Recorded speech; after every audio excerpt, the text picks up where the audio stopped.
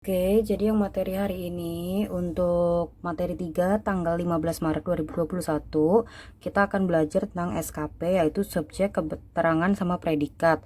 Nah, minggu lalu kita kan sudah belajar untuk yang susunannya Korea itu kan subjek, predikat, subjek, objek, predikat. Nah, kalau ada keterangan, tetap keterangannya taruh di sebelum predikatnya karena kunci kalimat Korea itu predikat ada di paling akhir.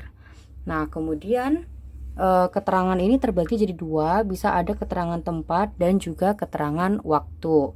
Yang hari ini kita akan bahas adalah keterangan tempat dulu. Nah, jadi yang pertama keterangan tempat ini kita memakai partikel tempat e.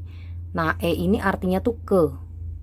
Dulu kita kayaknya udah pernah ketemu artinya di, tapi yang di sini kita artinya ke karena kita akan pasangkan dengan kata kerja. Nah, jadi nanti rumusnya itu subjek dulu, baru nama tempat, kemudian kita kasih e, kemudian predikat.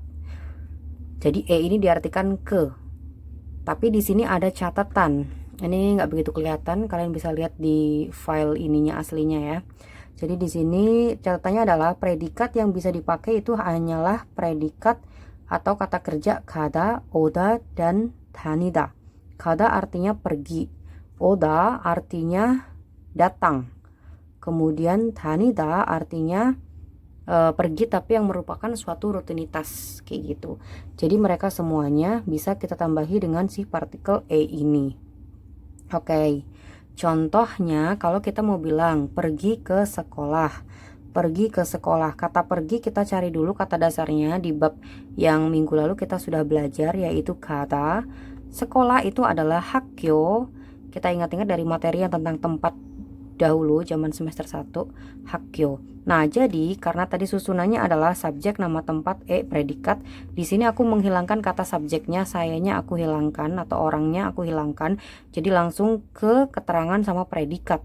Maka langsung aja nama tempatnya hakyo kita tempeli sama e dan kata kerjanya atau predikatnya adalah kamnita. Kada yang kita ubah jadi kamnita kemarin ya. Karena kemarin minggu lalu kita udah belajar tentang perubahan formal yaitu yang biemnita semnita. Jadi kalau mau bilang pergi ke sekolah hakyoe kamnita. Kalau mau ditambah orang bisa juga kayak contohnya tambahi saya. 저는 학교에 갑니다. Saya pergi ke sekolah atau 미나 씨는 학교에 갑니다. Mina pergi ke sekolah. Itu tinggal ditaruh di depannya aja. Yang penting kata kerjanya tuh ada di paling akhir kalimat. Nah, contoh selanjutnya ada datang ke Korea. Datang kata dasarnya oda. Korea adalah Hanguk. Jadi langsung aja Hanguk에 옵니다. Odanya jangan lupa harus dirubah juga dari oda menjadi 옵니다. Rumusnya di materi minggu lalu itu harus banget hafal cara perubahannya. Perubahan yang formal itu antara biemnida atau semnida. Nah, di sini aku sertakan lagi untuk nama-nama tempat yaitu 장소 ini nama tempat, ada 교실 ruang kelas, 극장 bioskop, 대사관 kedutaan, 도서관 perpustakaan, 문구점 ini adalah stationery atau toko alat tulis, 병원 rumah sakit, 서점 toko buku, dan 수영장 kolam renang. Coba silakan dibikin kalimatnya. Saya pergi ke perpustakaan. Mina pergi ke kolam renang, Eugene datang ke rumah sakit, dan Hani pergi ke Jepang. Silakan coba dikerjakan latihan ini, diartikan, ditulis Hangul, dan juga ditulis romanji. Untuk selanjutnya yaitu perubahan kata kerja tanya bentuk formal. Nah, ini tuh sebenarnya caranya sama kayak yang kemarin ya, yang perubahan formal kemarin, hanya saja kemarin kan akhirannya biemnida semnida. Nah, sedangkan di sini biemnika semnika. Jadi bedanya cuma di akhirannya aja. Dan-nya kita ganti dengan k gitu aja. Nah, rumusnya juga sama, kata dasar kata kerja yang berakhiran vokal tambahinya biemnika, sedangkan yang berakhiran konsonan semnika.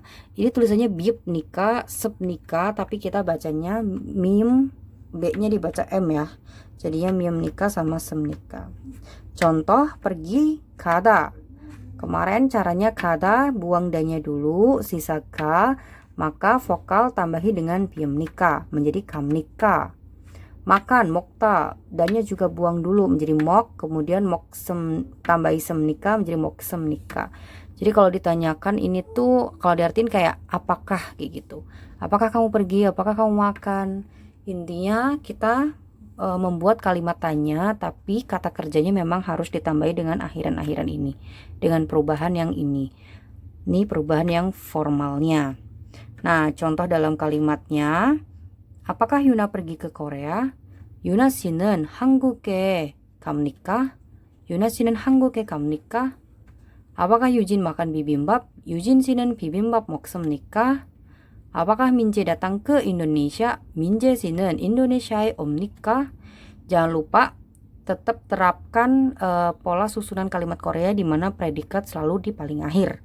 Untuk yang di sini dia SKP, subjek, keterangan sama predikat. Untuk yang kalimat tengah di sini subjek, objek, predikat, dan di sini SKP lagi subjek, keterangan, predikat. Pokoknya mau dibuat apapun kalimatnya, buat kalimat tanya ataupun kalimat yang pernyataan yang bukan tanya, tetap susunannya harus sesuai dengan standar Korea.